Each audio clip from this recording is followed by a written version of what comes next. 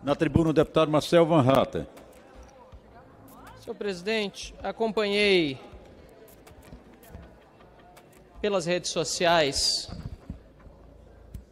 a manifestação oral na sua defesa de Jeffrey Chicchini, que demonstrou de uma forma absolutamente clara, transparente, cristalina, como o que hoje faz o Supremo Tribunal Federal não é justiça. A justiça pressupõe a avaliação das evidências, das provas, a busca pela verdade e então a condenação ou a absolvição. Ou mais especificamente no caso do tenente-coronel Rodrigo Bezerra de Azevedo, para avaliar se aquele que foi denunciado pela Procuradoria-Geral da República deve ser tornado réu ou não.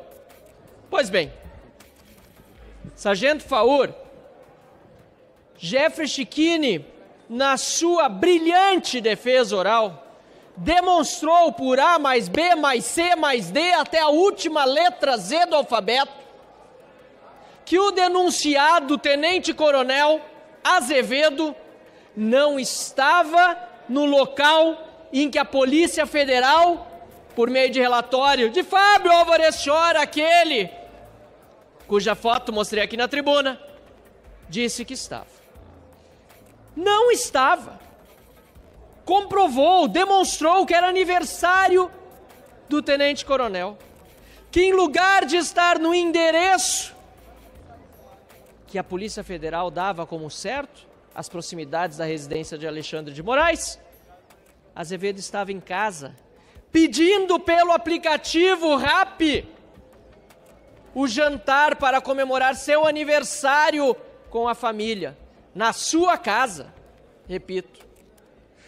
Portanto, senhor presidente, quando sai a notícia, depois da brilhante, repito, brilhante sustentação oral do advogado, doutor Chicchini, quando sai agora, no final do dia, a decisão de Alexandre de Moraes de que ainda assim tornou réu o coronel Rodrigo de Azevedo, nós vemos que não há justiça, mais uma vez, a se buscar no Supremo Tribunal Federal. E ainda pior do que isso, porque uma coisa é não buscar justiça com base em provas e evidências colocadas ali, à mão do Procurador-Geral da República e dos próprios magistrados. É pior do que isso, senhor presidente, porque é a suposta vítima, Alexandre de Moraes, fazendo justiçamento do seu suposto algoz como relator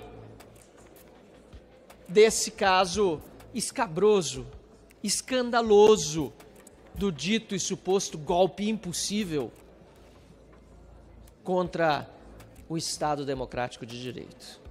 Portanto, senhor presidente, concluo aqui, mais um dia triste no nosso país, mais um dia triste para quem busca justiça no Brasil, mas pelo menos um dia feliz por termos visto uma fala brilhante que ficará para a história registrada do Dr. Chicchini e que ficará registrada porque um dia, e que seja logo, o Brasil voltará à normalidade e punirá os abusadores de autoridade e indenizará os injustiçados nessa quadra da nossa história. Muito Obrigado, deputado. Boa tarde, senhor presidente. Então quer dizer que a história que a esquerda quer que o Brasil inteiro acredite é a seguinte, de que o Bolsonaro roubou os pensionistas do INSS para poder dar dinheiro para as entidades e sindicatos, que inclusive um deles é ligado ao Lula. Então quer dizer que o Bolsonaro agora está ajudando o irmão do Lula a se enriquecer. Tá de sacanagem, né? Não tem condições de acreditar numa história dessa. E nada como um dia após o outro dia. Hoje nós iremos votar à urgência para que esses descontos indevidos no INSS não ocorram. E eu estou muito curioso para saber como a esquerda vai votar.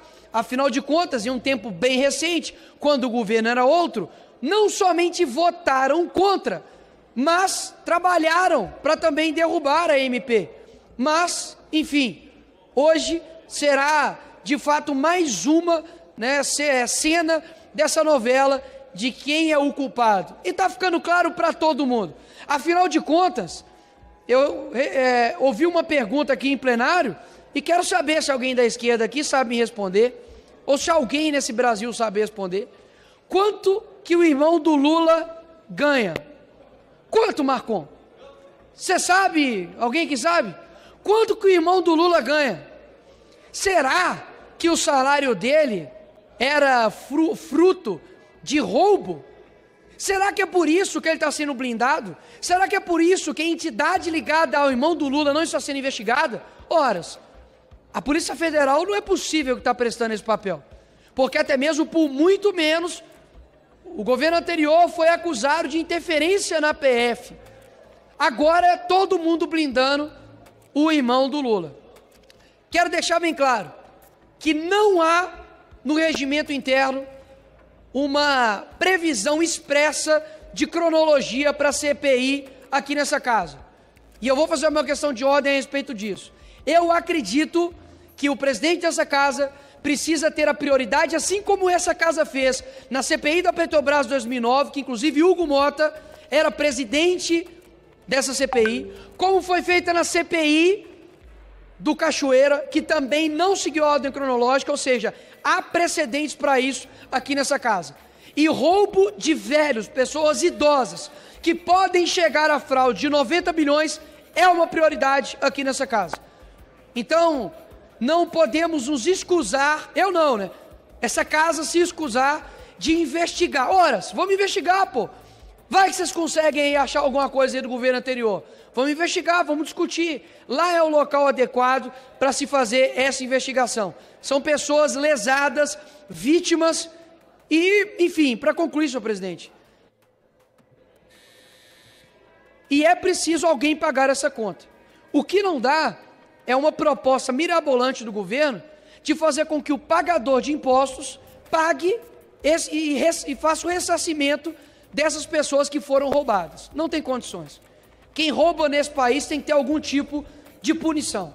E eu não tenho dúvidas que, se tivesse ocorrido em outras operações, a punição severa não estaria acontecendo hoje, isso no nosso país. Obrigado, presidente. Obrigado, Naldo. Senhor presidente, senhores deputados, nesse final de semana nós vimos a constatação clara, o reconhecimento de que no Brasil, sobretudo no estado do Rio de Janeiro, há um poder paralelo, o Estado paralelo. A Polícia Federal apreendeu mensagens no celular de um traficante, Naldinho. E esse traficante, ele dizia para alguns outros traficantes, ele faz parte do Comando Vermelho, de que era para cessar a guerra e os roubos durante o G20 que era realizado no Rio de Janeiro. E veja só, a coisa é tão medonha, tão bizarra, que ele dizia que isso foi a pedido de uma autoridade do governo. Veja bem a mensagem que ele enviou e que foi apreendida pela Polícia Federal.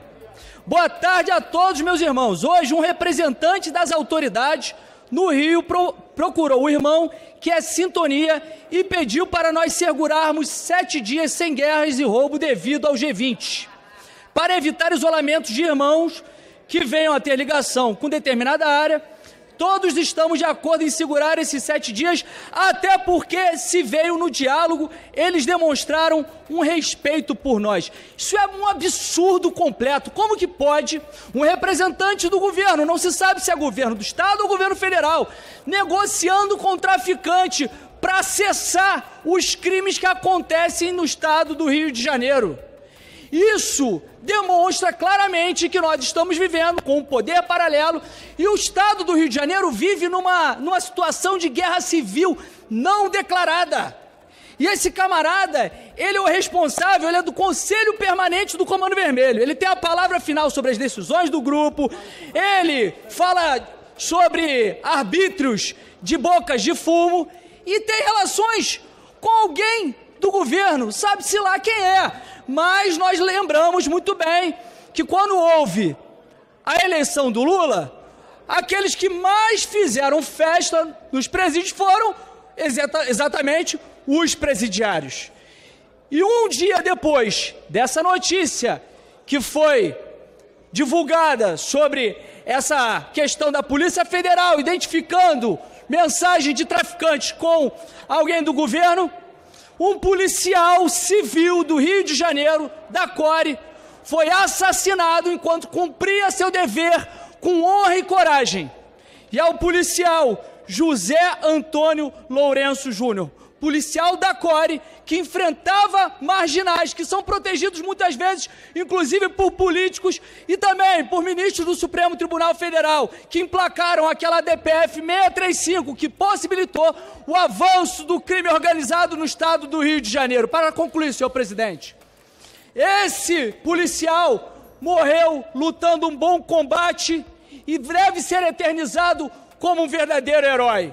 Até quando vamos permitir que a situação, sobretudo no Rio de Janeiro, esteja dessa forma? Vivemos um cenário de guerra civil não declarada e é necessário que as autoridades reprimam com força, com rigor, com a lei, com a justiça, porque lugar de bandido ou é morto ou é na cadeia.